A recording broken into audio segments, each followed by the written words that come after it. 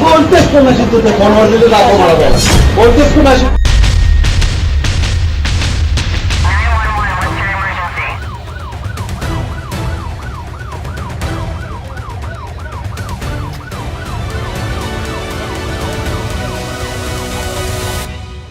Doctor मारहाण प्रकरणातील अटक आरोपी रमेश म्हात्रे यांची गुन्हेगारी पार्श्वभूमी आहे. काही वर्षांपूर्वीच त्यांच्यावर गोळीबार झाला होता, मात्र त्यातून ते थोडक्यात बचावले होते. नेमकं काय घडलं होतं सगळं सविस्तर पाहूया या व्हिडिओतून. या दृश्यांमध्ये दिसणारे हे आहे शिंदेच्या शिवसेनेचे नगरसेवक रमेश म्हात्रे. हे तेच रमेश म्हात्रे आहेत ज्यांची चर्चा सध्या सगळीकडे सुरू आहे. डोंबिवली शास्त्रीनगर हॉस्पिटल मधल्या डॉक्टरांना मारहाण आणि शिवीगाळ केल्याप्रकरणी रमेश म्हात्रेंना अटक करण्यात आली. याच निमित्तानं पुन्हा एकदा म्हात्रे यांची गुन्हेगारी पार्श्वभूमी पुन्हा एकदा चर्चेत आली आहे. या मारहाण प्रकरणातील आरोपी रमेश म्हात्रे याच्यासह इतर 3 आरोपींची गुन्हेगारी पार्श्वभूमी आहे. म्हात्रे यांच्यावर आतापर्यंत 18 गुन्हे दाखल झालेत. आरोपी रमेश पवार हा कल्याण डोंबिवली पालिकेतील कंत्राटदार आहे. म्हात्रे यांनीच त्याला पायवाटा गटारे बांधण्याची कामं मिळवून दिली होती. पवार हा हत्येच्या गुन्ह्यात शिक्षा भोगून आलेला आरोपी आहे. म्हात्रे याच्यासोबत मारहाण करण्यात पुढे असलेले 3 साथीदारांच्या विरोधात खुनाचा प्रयत्न आणि खून यासारखे गंभीर स्वरूपाचे गुन्हे दाखल आहेत.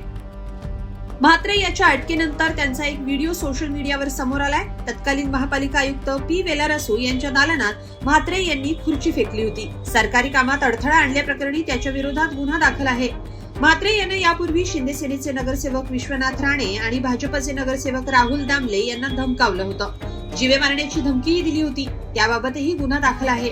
म्हात्रे याचा सभागृहात नगरसेवक दीपेश म्हात्रे यांच्यासोबत झालेला वाद हा देखील परिचित आहे. 2006 साली महासभा आटोपून म्हात्रे कल्याणहून डोंबिवलीला जात असताना त्याच्यावर टाटा पॉवर नाक्याजवळ गोळीबार झाला. त्याच्या खिशात पेन असल्यानं गोळी शरीरात गेली नाही, मात्र एक गोळी त्याच्या किडनीच्या भागाला लागल्यानं त्याची एक किडनी काढावी लागली. तेव्हापासून म्हात्रे एका किडनीवर आहे. मात्र त्यावेळी डॉक्टर मिलिंद शिरोडकर यांनी त्याच्यावर अवघड शस्त्रक्रिया करून त्याचे प्राण वाचवले होते. त्यांचा जीव वाचवल्यानं ते डॉक्टर शिरोडकरांचे ऋण कायम मानतात. मात्र त्याच म्हात्रे यांना डॉक्टरांच्या सेवेचा विसर पडलाय. त्यांनी डॉक्टरांना मारहाण केली आहे.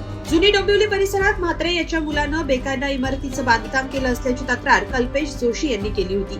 त्यांच्या तक्रारीची दखल महापालिका आयुक्त जिल्हाधिकाऱ्यांनी घेतली नसल्याचा आरोप जोशी यांनी केला.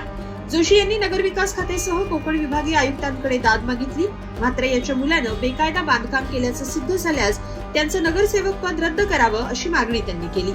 आता सोमवारी होणाऱ्या कल्याण कोर्टाच्या सुनावणीत म्हात्रे याला बेल मंजूर होते का, म्हणजे जामीन मिळतो का, ते पाहणं महत्त्वाचं ठरणार आहे. या व्हिडिओवर तुमचं काय मत आहे कमेंटमध्ये नक्की लिहा आणि lokmat.com ला सबस्क्राईब करा. धन्यवाद.